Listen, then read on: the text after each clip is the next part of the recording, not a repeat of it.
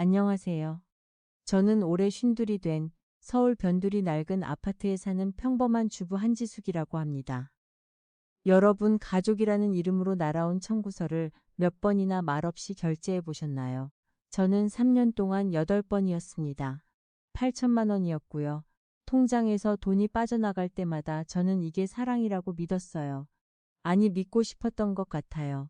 오늘 제가 들려드릴 이야기는 그 8장의 청구서가 사실은 무엇이었는지 알게 된 날의 이야기입니다.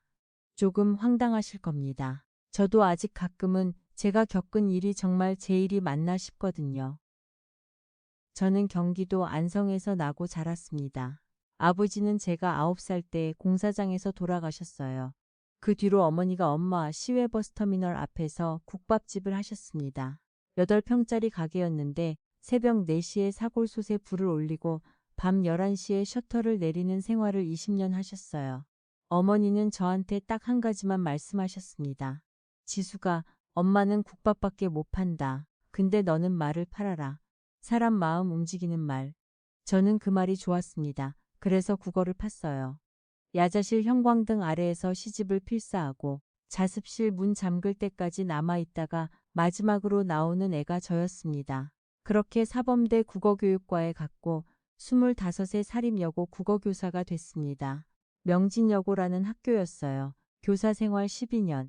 제 인생에서 제일 잘한 일이 그 12년이었습니다. 저는 아이들한테 늘 같은 소리를 했어요. 하도해서 별명이 붙었을 정도예요. 애들이 저를 뭐라고 불렀냐면요. 안 될 애는 없다 쌤. 제가 입에 달고 살던 말이 그거였거든요. 안 될 애는 없다. 늦게 될 애가 있을 뿐이다. 성적표 밑에서 3번째쯤에 이름이 있는 아이들, 상담실에 앉으면 무릎만 쳐다보는 아이들, 그런 애들한테 저는 그 말을 100번이고 1000번이고 했습니다. 제가 그렇게 컸으니까요. 국밥집 딸이 시집을 필사하는 걸 보고 아무도 될 거라고 안 했는데 담임 선생님 한 분이 저한테 딱 그 말을 해주셨거든요. 12년째 되던 해 2월에 저는 교단을 떠났습니다. 자진 퇴직이었어요. 서류상으로는 그렇습니다. 떠나던 날 우리 반 아이들이 상자 하나를 안겨줬습니다. 신발 상자였어요. 뚜껑에 매직으로 삐뚤빼뚤하게 선생님 열어보세요라고 써있고 안에는 롤링페이퍼가 가득 들어 있었습니다. 애들이 반접어서 하나씩 넣은 거예요. 저는 그 상자를 그날 밤 딱 한 번 열어보려다가 그냥 닫았습니다. 열면 못 그만둘 것 같아서요. 그러고는 베란다 김치냉장고 옆에 밀어 넣었습니다. 그게 12년 전입니다. 그 상자는 그 뒤로 12년 동안 그 자리에 그대로 있었어요. 제가 왜 그만뒀느냐, 시어머니가 쓰러지셨거든요. 결혼 8년 차 되던 해 6월이었습니다. 시어머니 이복순 여사가 화장실에서 뇌졸중으로 쓰러지셨어요. 왼쪽 편마비가 왔고 대소변을 혼자 못 보시게 됐습니다. 병원에서 나온 얘기는 간단했어요. 누군가 붙어 있어야 한다는 겁니다. 그때 가족회의라는 걸 했습니다. 시댁 거실에서요. 남편이 있었고 시누이가 있었고 제가 있었습니다. 간병인 쓰면 한 달에 300이 넘어. 그 돈이 어디서 나와? 나는 우리 채린이 학원 뺑뺑이 도느라 몸이 2개라도 모자라고 태섭이는 회사 다녀야 하고 시누이 오미란 씨가 그렇게 말했습니다. 그리고 저를 봤어요. 아주 잠깐 봤는데 저는 그 눈빛을 지금도 기억합니다. 미안한 눈빛이 아니었어요. 배분이 끝났다는 눈빛이었습니다. 올케가 그만두는 게 낫지. 애들 가르치는 거야 다른 사람도 하잖아. 근데 엄마 며느리는 올케밖에 없어. 남편은 그때 아무 말도 안 했습니다. 소파 팔걸이만 손가락으로 문질렀어요. 저는 남편이 뭐라도 말하기를 기다렸는데 30초쯤 지나니까 알겠더라고요. 아, 이 사람은 안 하는 게 아니라 못하는 사람이구나. 그래서 제가 말했습니다. 제가 그만두겠습니다 하고요. 친정어머니한테 그 얘기를 한 건 사표를 내고 일주일이 지나서였습니다. 어머니가 국밥 그릇을 놓다 말고 저를 한참 보시더니 그러시더라고요. 지수가, 다른 건 다 그만둬도 되는데 그건 그만두면 안 되는데. 그러고는 앞치마로 눈을 훔치셨어요. 저는 그때 어머니가 왜 우시는지 잘 몰랐습니다. 그냥 딸이 아까워서 우시는 줄 알았어요. 12년 뒤에야 알았습니다. 어머니는 제가 그 말을 잃어버릴까봐 우셨던 거예요. 안 될 애는 없다는 그 말이요. 남한테 그 말을 해주던 사람이 언젠가 자기 딸한테도 그 말을 못하게 될까 봐요. 이야기가 앞뒤로 좀 왔다 갔다 했네요. 제 결혼 얘기부터 순서대로 해드릴게요. 남편 오태섭 씨를 만난 건 제가 29, 그이가 32일 때였습니다. 선배 결혼식 피로연에서 소개받았어요. 중견 건설자재 회사 대리였고 말수가 적고 밥 먹을 때 반찬을 제 앞으로 밀어주는 사람이었습니다. 저는 그게 좋았어요. 요란하지 않은 게 좋았습니다. 지금 와서 생각하면 그건 다정함이 아니라 회피였어요. 밀어줄 줄만 알고 막아줄 줄은 모르는 사람이었거든요. 근데 29의 저는 그 둘을 구분할 줄 몰랐습니다. 상견례 자리에서 저는 시댁 식구를 처음 다 봤습니다. 시어머니 이복순 여사, 그리고 시누이 오미란 씨. 시아버지는 남편이 군대에 있을 때 돌아가셨다고 했어요.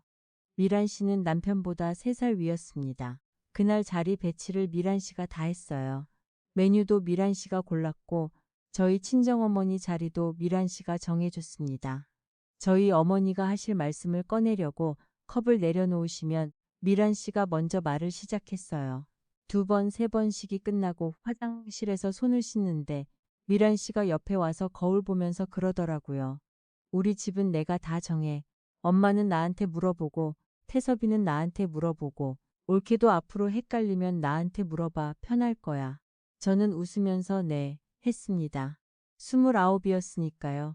그게 선전포고인 줄 몰랐습니다. 결혼하고 2년 뒤에 딸 세아가 태어났습니다.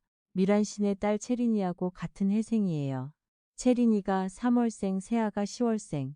7달 차이인데 그 7달이 18년 동안 저를 따라다녔습니다. 명절마다 시댁 거실에서 이런 대화가 오갔어요. 채린이는 이번에 영어 유치원에서 상 받았대. 세아는 아직 한글 뗐어? 채린이는 이번에 반에서 3등이래. 세아는 몇 등이야? 아, 물어보면 안 되나? 채린이 수학 학원을 옮겼거든. 강남에서 제일 빡세다는데. 세아는 동네 학원 다니지? 그것도 나쁘진 않지 뭐. 세아가 8살 때였나. 명절에 그런 소리를 듣고 차 타고 돌아오는 길에 뒷자리에서 조용히 있길래 잠들었나 했는데 룸미러로 보니까 애가 창밖만 보고 있더라고요. 그때 제가 물었어요. 세아야 왜 그래? 하고요. 애가 그러더라고요. 엄마, 나는 왜 맨날 아직이야? 8살짜리가 그 말을 하더라고요. 저는 그날 밤에 세아 몰래 화장실 문 잠그고 울었습니다. 미란 씨는 세아가 초등학교 3학년 되던 해에 대치동으로 이사를 갔습니다. 전세로 갔어요. 학군 때문에 갔다고 했습니다.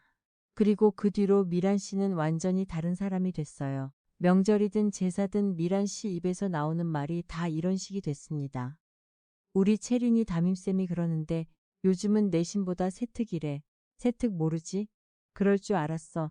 내가 아는 원장님이 있는데 그 집 애들은 다 서울대 아니면 연고대야. 근데 그분은 아무나 안 받아. 소개 없으면 못 들어가. 엄마들 사이에서 나 없으면 정보가 안 돌아. 지난주에도 나한테 밥 사겠다는 엄마가 셋이었어. 여러분 여기서 하나만 기억해 주세요. 미란 씨는 10년 동안 저한테 수백 번 그런 말을 했는데요.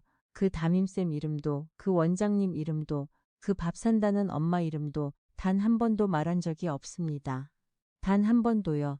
저는 그때 그게 잘난 척이라고만 생각했어요. 이름을 안 대는 게 아니라 못 되는 거라는 생각은 10년 동안 한 번도 안 해봤습니다. 왜 이제 와서 그게 이상하게 느껴졌냐고 하실 텐데요. 사람이 매일 듣는 소리는 이상하게 안 들려요. 벽지 무늬 같은 겁니다. 10년 붙어 있으면 그게 무늬인지 얼룩인지 구분이 안 갑니다. 또 하나 말씀드릴 게 있어요. 우리 세아 얘기입니다. 세아는 중학교 2학년 때부터 오답 노트를 썼습니다. 그런데 이 애가 오답 노트를 좀 이상하게 썼어요. 문제하고 풀이만 적는 게 아니라 맨 위에 날짜를 적고 그 옆에 시간까지 적었습니다. 그리고 가끔 날짜 옆에 작은 동그라미를 쳤어요. 제가 한번 물어봤습니다. 세아야, 오답노트에 시간은 왜 적어? 그렇게까지 안 해도 돼. 그냥 적어두면 나중에 알 수 있잖아. 뭘 알아? 그날 내가 왜 못 풀었는지. 저는 그때 애가 참 별나다 하고 넘겼습니다. 그 동그라미가 뭘 뜻하는지는 3년 뒤에 알았어요. 그리고 시어머니 간병 얘기를 빼놓을 수가 없네요. 제가 교단을 떠나고 나서 시어머니 병수발을 8년 했습니다. 하루 3번 체위 변경, 기저귀 갈고 콧줄 넣기 전까지는 갈아서 떠먹이고 재활 데리고 다니고 욕창 소독하고요. 8년 동안 제가 하루 이상 집을 비운 게 2번이었습니다. 친정어머니 장례식하고 새아 수학여행 데려다 준 날. 그동안 미란 씨는요, 한 달에 1번 왔습니다. 과일 사들고 와서 2시간 앉아 있다가 시어머니 손잡고 눈물 1번 훔치고 갔어요. 그리고 갈 때마다 저한테 이렇게 말했습니다. 옳게, 고생 많아. 근데 이게 다 복 짓는 거야. 나중에 새아한테 다 돌아가. 저는 그 말을 믿었습니다. 진짜로 믿었어요. 복이라는 게 어딘가에 정립되고 있다고요. 그리고 언젠가 우리 새아한테 그게 돌아올 거라고요. 10년 뒤에 미란 씨가 저한테 그러더라고요. 새아는 어차피 안 될 애라고요. 새아가 고등학교 1학년 겨울방학이 시작될 무렵이었습니다. 12월이었어요. 미란 씨한테서 전화가 왔습니다. 옳게, 나 지금 되게 큰 결심하고 전화하는 거야. 왜요, 형님? 우리 채린이 봐주는 컨설팅이 있거든. 대치동에서도 아는 사람만 아는 데야. 근데 이번에 자리가 하나 났어. 내가 우리 새아 넣어달라고 삼리를 졸랐어. 삼리를. 저는 그때 설거지를 하다가 물을 잠갔습니다. 고무장갑 낀 손이 떨렸어요. 형님, 그게 진짜예요. 내가 올케한테 거짓말하겠어. 8년이야. 우리 엄마 8년 수발한 사람이 올케잖아. 나 그거 다 알아. 이제 갚을 때 됐지. 저는 그때 울었습니다. 진짜로 울었어요. 8년 만에 처음으로 이 집안에서 내가 사람 취급을 받는구나 싶었거든요. 그리고 미란 씨가 금액을 말했습니다. 근데 이게 좀 세. 1차로 800. 컨설턴트가 애 자료 분석하고 3년 로드맵 짜는 값이야. 800만 원이었습니다. 저는 그날 저녁에 남편한테 얘기했고 남편은 잠깐 뜸을 들이다가 그러더라고요. 누나가 그렇게까지 얘기하면 해야지 뭐. 그 다음날 아침에 저는 800만 원을 미란 씨 계좌로 보냈습니다. 적금을 깼어요. 새아 앞으로 들어둔 대학 등록금 적금이었습니다. 만기 4개월 남기고 깼습니다. 그게 시작이었습니다. 2달 뒤에 전화가 왔습니다. 옳게, 컨설턴트가 새아 자료 보고 그러는데 국어가 발목을 잡는데 논술 대비반을 따로 붙여야 한대. 500. 또 2달 뒤였습니다. 생기부 컨설팅 따로 있는 거 알지? 아, 모르는구나. 그거 안 하면 앞에 한 게 다 날아가. 1200. 그 다음에는 학술활동 연계비라는 게 나왔습니다. 1500이었어요. 그 다음에는 대학별 맞춤 자료비 900, 여름 특강 자리값 1100, 면접 시뮬레이션 600, 마지막이 최종 원서 전략비 1400이었습니다. 세어보니 8번이었습니다. 8천만 원이었고요. 3년 동안 제가 그 돈을 어떻게 마련했느냐. 새아 등록금 적금을 깼고 제 앞으로 든 보험 2개를 해지했고 친정어머니가 국밥집 접으면서 저한테 주신 3천만 원을 썼습니다. 어머니가 20년 동안 새벽 4시에 사골솥에 불 올려서 모은 돈이었어요. 그리고 마지막 1400은 카드론이었습니다. 그런데 이상한 게 하나 있었어요. 새아한테는 아무것도 오지 않았습니다. 컨설턴트를 만난 적이 한 번도 없어요. 상담 일정이 잡힌 적도 없고 자료를 받아본 적도 없고 로드맵이라는 걸 종이로 본 적도 없습니다. 물어보면 미란 씨는 항상 답이 있었어요. 이번 주에 잡혔었는데 밀렸어. 채린이 원서 시즌이라 선생님이 정신이 없으셔. 그쪽은 원래 대면 안 해. 자료로만 움직이는 데야. 얼굴 보는 데는 다 삼류야. 옳게. 자꾸 물어보면 나만 이상한 사람 돼. 나 지금 거기다 대고 사정하는 입장이야. 저는 3번쯤 남편한테 얘기했습니다. 이상하다고요. 남편은 매번 같은 말을 했어요. 누나가 설마 그러겠어. 조카 일인데. 그리고 시어머니 팔순이 왔습니다. 새아가 고3 올라가던 해 3월이었어요. 요양병원 옆 한정식집에서 가족끼리 밥을 먹었습니다. 시어머니는 휠체어에 앉아 계셨고 그날따라 정신이 맑으셨어요. 하필 그날 오후에 새아가 3월 모의고사 성적표를 받았습니다. 국어 100분위 97, 전 과목 1등급이었어요. 새아가 태어나서 처음 받아본 성적표였습니다. 애가 그걸 가방에 넣고 왔더라고요. 할머니한테 보여드리고 싶었대요. 밥을 먹다가 남편이 그 얘기를 꺼냈습니다. 우리 새아가 이번에 잘 봤다고요. 저는 남편이 그런 말을 한 게 18년 만에 처음이라 좀 놀랐습니다. 그때 미란 씨가 소주잔을 내려놨어요. 그날 미란 씨는 낮술을 좀 했습니다. 잘 봤어. 얼마나? 전 과목 1 등급이래요. 형님 맘미 3월 모의는 재수생이 안 들어와. 3월 성적은 성적 아니야. 그거 모르는 사람이 아직도 있네. 저는 그때도 그냥 웃었습니다. 늘 듣던 소리니까요. 그런데 미란 씨가 잔을 한 번 더 비우더니 갑자기 저를 똑바로 보면서 말했어요. 야, 올케. 나 오늘 솔직하게 말해줄까? 네? 그 돈 세아한테 안 썼어. 숟가락을 놓은 기억이 없어요. 그냥 어느 순간 손에 아무것도 없었습니다. 형님, 지금 뭐라고 하셨어요? 내 딸은 어차피 안 되래잖아. 대래한테 몰아주는 게 그게 투자야. 밭에다 씨 뿌리지 자갈밭에 뿌리냐? 나는 이 집안 전체를 보고 판단한 거야. 우리 채린이가 잘 돼야 세아도 나중에 덕을 보지. 안 그래? 그 돈이 우리의 등록금이었어요. 우리 엄마 국밥집 돈이었어요. 그러니까 더 잘 쓴 거지. 그걸 세아한테 부었으면 그냥 버리는 거야. 나는 살린 거고. 저는 그때 손이 떨려서 물컵을 못 잡았습니다. 눈앞이 하얗게 됐다는 표현이 있잖아요. 저는 그게 문학적인 수사인 줄 알았는데 진짜로 그런 게 있더라고요. 상 위에 놓인 접시들이 다 흰색으로 뭉개져 보였습니다. 제가 겨우 한 말이 이거였어요. 형님, 안 될 애는 없어요. 12년 동안 아이들한테 하던 말이 그때 나오더라고요. 저도 모르게요. 그때였습니다. 휠체어에 앉아 계시던 시어머니가 상을 손바닥으로 내리치셨어요.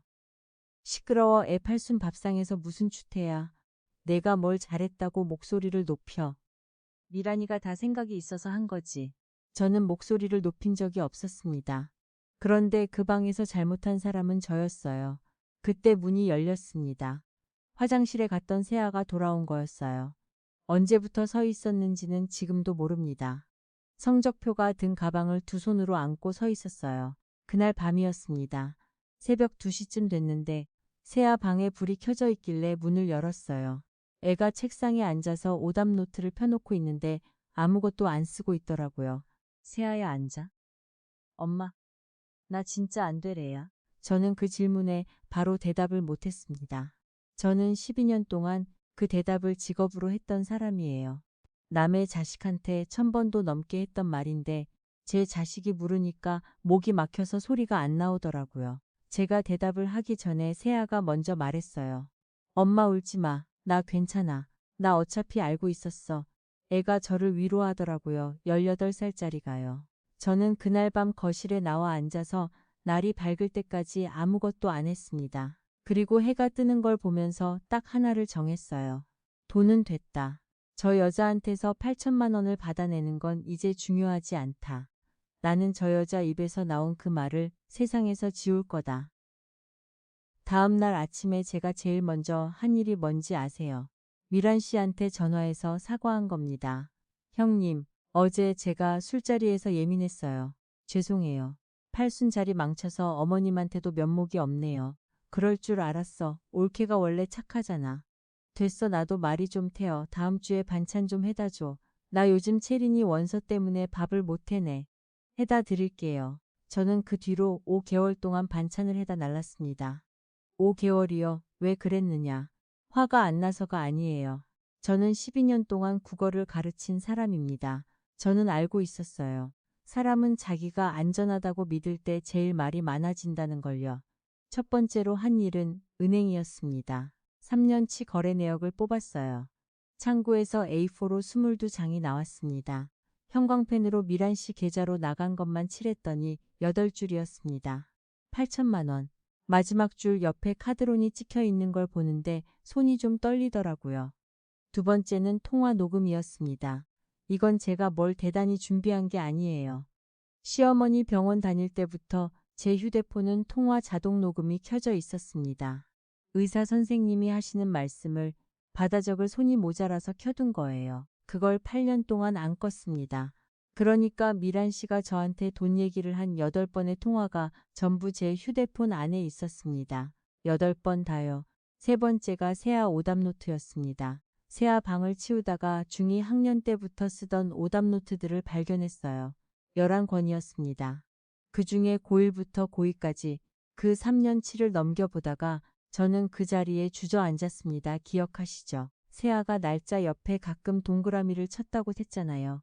그 동그라미가 쳐진 날짜를 제 은행 거래 내역하고 맞춰봤습니다. 8번 전부 일치했어요. 제가 미란 씨한테 돈을 보낸 날, 그날마다 세아가 오답노트 날짜 옆에 동그라미를 쳤던 겁니다. 노트 맨 뒷장에 연필로 작게 적혀 있었어요. 나중에 지우려고 했는지 흐리게 썼더라고요. 동그라미 날은 엄마가 밤에 운 날, 애는 알고 있었습니다. 3년 동안요. 제가 방문 닫고 온다고 생각했는데 그 문은 그렇게 두껍지 않았던 거예요. 그리고 16살짜리가 할 수 있는 유일한 일이 그 날짜에 동그라미를 치는 거였던 겁니다. 저는 그날 그 노트를 안고 한참을 앉아 있었어요. 그리고 일어났습니다. 네 번째가 이름이었습니다. 10년 동안 미란 씨가 절대 되지 않던 그 이름이요.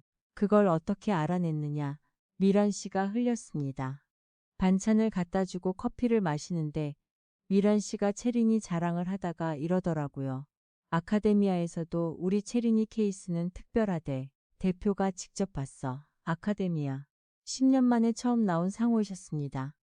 저는 표정 하나 안 바꾸고 커피를 마셨어요. 그리고 그 집을 나와서 엘리베이터 안에서 검색했습니다.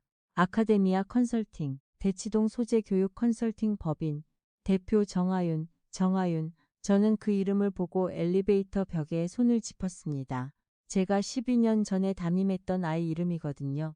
정하윤은 제가 명진여고에서 마지막으로 맡았던 반 아이였습니다. 고2 때 자퇴서를 들고 교무실에 왔던 애예요. 집안 사정이 있었고 성적이 밑에서 3번째였고 상담실에 앉으면 무릎만 보던 애였습니다. 제가 그 자퇴서를 서랍에 넣어두고 석 달을 붙잡았어요. 저는 그 주에 아카데미아 컨설팅에 방문 상담을 예약했습니다. 제 이름으로 예약을 넣었어요. 한지숙. 상담실 문이 열리고 들어온 사람이 저를 보고 그 자리에 멈춰 섰습니다. 선생님, 34살이 된 정하윤이었습니다. 저는 그날 2시간 동안 하윤이한테 다 말했습니다. 3년, 8번, 8천만 원. 하윤이는 처음 30분 동안 한마디도 안 하고 듣기만 했어요. 그러다가 노트북을 열더니 뭘 한참 찾더라고요. 그리고 저를 봤습니다. 선생님, 저희 회사 고객 명단에 한지숙도 오세아도 없습니다. 그럼 채린이는? 오채린 학생은 있습니다. 작년에 6회차 상담받고 종료됐어요. 총 금액 340만 원. 계약서 쓰고 카드 결제하고 현금 영수증 발행했습니다. 340만 원이었습니다. 저는 8천만 원을 냈고요. 하윤이가 그러더라고요. 선생님, 저희는 학부모한테 현금으로 안 받습니다. 계좌이체도 법인 계좌 아니면 안 받아요. 개인 계좌로 돈을 받는 순간 그건 컨설팅이 아니라 다른 겁니다. 여기서 하나만 설명을 드릴게요. 저도 그때 처음 알았거든요. 우리가 흔히 말하는 대치동 입시 컨설팅이라는 게 법적으로는 학원법 적용을 받습니다. 학원의 설립 운영 및 과외 교습에 관한 법률이요. 정식으로 하려면 교습소나 개인 과외 교습자로 신고를 해야 하고 교습비도 교육청에 신고한 금액 안에서만 받을 수 있어요. 신고 안 하고 돈 받고 가르치면 그 자체로 처벌대상입니다. 그리고 더 중요한 게 있어요. 미란 씨가 10년 동안 팔았던 상품이 뭐였습니까? 인맥이었죠. 아는 원장님, 아는 담임쌤 자리를 빼준다는 거요. 그게 애초에 불가능한 일입니다. 대학 수시 서류는 대학 입학사정관이 직접 평가해요. 외부 브로커가 끼어들 자리가 물리적으로 없습니다. 그러니까 자리를 빼준다, 넣어준다는 말은 될까 말까 한 얘기가 아니라 처음부터 존재하지 않는 상품을 판 겁니다. 형법으로 가면 사기예요. 340만 원짜리 상담을 8천만 원이라고 하고 판 게 아니라 애초에 아무것도 없는 걸 판 거니까요. 하윤이가 마지막에 이런 말을 했습니다. 선생님, 그런데 이런 전화 저희한테도 옵니다. 저희 회사 이름 대면서 돈 받아간 사람이 있다고요. 몇 명이나 제가 아는 것만 7분이요. 7명이었습니다. 저는 그 뒤 2달 동안 그 7분을 한 분씩 다 만났습니다. 카페에서, 상가 주차장에서, 어떤 분은 병원 로비에서요. 다 저 같은 사람들이었습니다.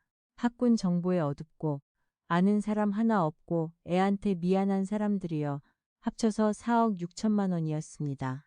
그리고 마지막 조각이 남아 있었어요. 이건 제가 찾은 게 아니라 남편이 찾았습니다. 제가 녹취 파일 8개를 거실 스피커로 틀었습니다. 남편이 소파에 앉아서 그걸 다 들었어요. 마지막 파일이 끝나고 10분쯤 아무 말도 없더니 얼굴을 손으로 덮고 그러더라고요. 지수가, 나는 누나를 이겨본 적이 한 번도 없어.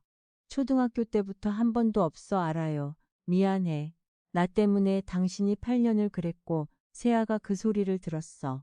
그러고는 다음 날 회사에 반차를 내고 은행에 갔습니다. 시어머니 통장 거래 내역을 뗐어요. 아들이니까 뗄 수 있었습니다. 시어머니 노령연금하고 시아버지 유족연금이 들어오는 통장이었는데 8년 동안 매달 미란 씨 계좌로 빠져나가고 있었습니다. 병원비 명목이었어요. 그런데 그 병원비는 제가 제 카드로 내고 있었거든요. 8년치가 1억 2천이었습니다. 그러니까 미란 씨는 남의 집 학부모들 돈만 가져간 게 아니라 자기 엄마 연금까지 가져가고 있었던 겁니다. 그 엄마 기저귀를 8년 동안 제가 갈았고요. 준비가 다 끝난 게 그해 11월이었습니다. 고소장은 사기와 업무상 횡령으로 준비했습니다. 고소인은 저를 포함해서 8명이었고 남편이 시어머니 몫으로 따로 한 건을 냈습니다. 증거는 통화 녹음 8개, 3년치 거래 내역, 아카데미아 컨설팅 대표의 사실 확인서, 그리고 다른 피해자 7분의 진술서였습니다. 국세청에는 현금 영수증 미발급 신고를 넣었습니다. 4억 6천을 개인 계좌로 받으면서 세금 신고를 한 흔적이 없었거든요. 민사는 부당이득 반환 청구로 갔습니다. 그리고 저는 마지막으로 세아 오답노트 11권을 상자에 담아서 안방 장롱 위에 올려놨습니다. 그건 증거로 안 냈어요. 그건 우리 애거니까요. 고소장이 접수되고 3주 만에 미란 씨한테 출석 요구서가 갔습니다. 미란 씨가 저한테 전화를 한 게 그날 저녁 8시였어요. 저는 그 전화도 녹음했습니다. 옳게. 이게 무슨 짓이야. 경찰서에서 종이가 왔어. 네 형님. 제가 넣었어요. 너 미쳤어. 이거 집안 망신이야. 우리 채린이 원서 넣는 시기야. 지금 님이 형님. 저희 세아도 원서 넣는 시기예요. 전화가 끊겼습니다. 미란 씨는 처음에 전부 부인했습니다. 빌린 돈이라고 했어요. 올케가 자기한테 빌려준 거고 갚기로 한 거였다고요. 그런데 통화 녹음 8개가 나왔습니다. 미란 씨 목소리로 컨설턴트가 로드맵이 자리값이 라고 말한 게 8번 그대로 있었어요. 두 번째 조사에서는 말을 바꿨습니다. 아카데미아 컨설팅에 실제로 소개는 해줬다고요. 그런데 아카데미아 컨설팅 대표가 사실 확인서를 냈죠. 한지숙, 오세아라는 이름은 자사 시스템에 존재한 적이 없다고요. 세 번째 조사 전에 다른 피해자 7분의 진술서가 붙었습니다. 그때부터는 미란 씨가 아무 말도 안 했다고 합니다. 그 무렵이었어요. 미란 씨가 우리 집에 왔습니다. 11월 말이었고 밤 11시였습니다. 초인종을 계속 눌러서 문을 열었더니 미란 씨가 서 있었어요. 화장을 안 하고 있었습니다. 저는 미란 씨 맨얼굴을 그때 처음 봤어요. 현관에 들어와서 신발도 안 벗고 그 자리에 무릎을 꿇더라고요. 옳게, 나 좀 살려줘. 나 이러다 진짜 감옥 가. 채린이 아빠도 나갔어. 채린이는 나랑 말도 안 해. 형님, 일어나세요. 돈 갚을게. 8천 다 갚을게. 이자도 쳐서 줄게. 응? 우리 가족이잖아. 엄마 생각해서라도 형님 말해. 뭐든지 할게. 저 8천만 원 돌려달라고 이러는 거 아니에요. 그럼 뭐야? 우리 세아한테 하신 말 그거 취소해 주세요. 안 될 애라고 하신 거요. 그게 무슨 지금 이 자리에서 우리 세아 앞에 무릎 꿇고 아줌마가 잘못 말했다고 해주세요. 그럼 저 고소 취하할게요. 미란 씨가 저를 올려다봤습니다. 그리고 입을 몇 번 벌렸다 닫았어요. 결국 아무 말도 안 나왔습니다. 미란 씨는 그 말을 못했습니다. 8천만 원은 갚겠다고 했어요. 감옥은 무섭다고 했고요. 그런데 18살짜리한테 미안하다는 말 한마디는 끝까지 못하더라고요. 저는 문을 열어드렸습니다. 그리고 이렇게 말했어요. 형님, 그럼 저도 못 멈춥니다. 조심히 가세요. 그 다음은 좀 빨리 말씀드릴게요. 1심 판결은 그해 다음 해 6월에 나왔습니다. 사기와 업무상 횡령으로 징역 2년 6개월, 실형이었어요. 피해자가 8명이고 피해액이 5억 8천이고 합의된 건이 한 건도 없었습니다. 법정 구속이었습니다. 민사에서는 부당이득 반환으로 원금 전액과 지연이자가 인정됐습니다. 미란 씨 명의로 되어 있던 대치동 전세보증금에 가압류가 들어갔고 그걸로 피해자들이 나눠서 회수했어요. 저는 8천만 원 중에 6,300을 돌려받았습니다. 국세청에서는 무신고 가산세와 부가세를 포함해서 추징이 들어갔습니다. 금액은 제가 정확히 모릅니다. 그리고 대치동 학부모 커뮤니티에서요. 미란 씨 이름이 그해 여름 내내 올라왔습니다. 10년 동안 미란 씨한테 밥을 샀다는 엄마들이 그때 알게 된 거죠. 자기가 산 게 정보가 아니라 소설이었다는 걸요. 채린이는 그의 원서를 다 접었습니다. 재수를 했어요. 제가 이 얘기를 하면서 통쾌하다고 말씀드리고 싶지가 않습니다. 채린이도 19이었으니까요. 그 애도 자기 엄마가 뭘 팔았는지 몰랐을 겁니다. 시어머니는 그해 가을에 요양병원에서 인지장애 진단을 받으셨습니다. 판결이 나고 2달쯤 뒤에 제가 병실에 갔더니 제 손을 잡고 그러시더라고요. 지수가 내가 너한테 못할 짓을 했다. 저는 8년 만에 처음 들은 말이었습니다. 그런데 다음 주에 갔더니 저를 못 알아보시더라고요. 그리고 그 다음 주에도요. 그 사과는 그날 딱 한 번이었습니다. 이야기를 끝내기 전에 하나만 더 말씀드릴게요. 재판이 다 끝나고 나서 하윤이가 저한테 밥을 사겠다고 했습니다. 밥을 먹다가 하윤이가 그러더라고요. 선생님, 그때 저 자퇴서 냈던 거 기억나세요? 기억나지? 서랍에 넣어놨었잖아. 저 그때 롤링페이퍼에도 썼거든요. 선생님 그만두실 때요. 그거 읽어보셨어요? 저는 대답을 못했습니다. 12년 동안 안 열어봤다고 말을 못하겠더라고요. 그날 집에 와서 베란다로 갔습니다. 김치냉장고를 옆으로 밀고 신발 상자를 꺼냈어요. 뚜껑에 매직으로 쓴 글씨가 아직 남아 있었습니다. 선생님 열어보세요. 12년 만에 열었습니다. 반으로 접힌 종이가 23장 들어 있었습니다. 저는 그걸 하나씩 폈어요. 그러다가 14번째쯤에서 손이 멈췄습니다. 선생님, 저 안 되래 아니라고 해주셔서 고맙습니다. 저 안 그만둘게요. 정하윤. 저는 그 종이를 들고 세아 방으로 갔습니다. 세아는 그때 재수를 안 하고 원하는 학교 공문과에 붙어서 개강을 앞두고 있었어요. 세아한테 그 종이를 보여줬습니다. 애가 그걸 한참 읽더니 저를 보고 그러더라고요. 엄마, 나도 그 말 해줘. 저는 그때 3년 전 그 새벽에 못했던 대답을 했습니다. 너는 안 되래 아니야. 한 번도 아니었어. 엄마가 3년 늦었지. 세아야. 저는 올해 3월부터 다시 교단에 섰습니다. 기간제 국어교사예요. 쉰둘에 다시 시작하는 거라 서류를 30군데 넣었고 29군데에서 연락이 안 왔습니다. 한 군데에서 왔어요. 그거면 충분하더라고요. 첫 수업 날 아이들 앞에서 제 소개를 하는데 무슨 말을 해야 할지 모르겠어서 그냥 이렇게 말했습니다. 안 될 애는 없다고요. 늦게 될 애가 있을 뿐이라고요. 애들이 웃더라고요. 쌤 되게 옛날 사람 같다고요. 여러분. 저는 8년 동안 가족이라는 이름으로 청구서를 받았습니다. 그게 사랑인 줄 알았어요. 그런데 사랑은 청구서가 아니더라고요. 사랑은 영수증이에요. 내가 뭘 받았는지 적혀 있어야 하고 언제든 꺼내볼 수 있어야 하고 무엇보다 거기 적힌 게 진짜여야 합니다. 혹시 지금 누군가한테서 가족이라는 이름의 청구서를 받고 계신 분이 있다면요. 딱 하나만 확인해 보세요. 그 사람이 10년 동안 한 번도 이름을 대지 않은 게 있는지요. 그거 하나면 됩니다. 긴 이야기 끝까지 들어주셔서 감사합니다. 항상 건강하시길 바랄게요.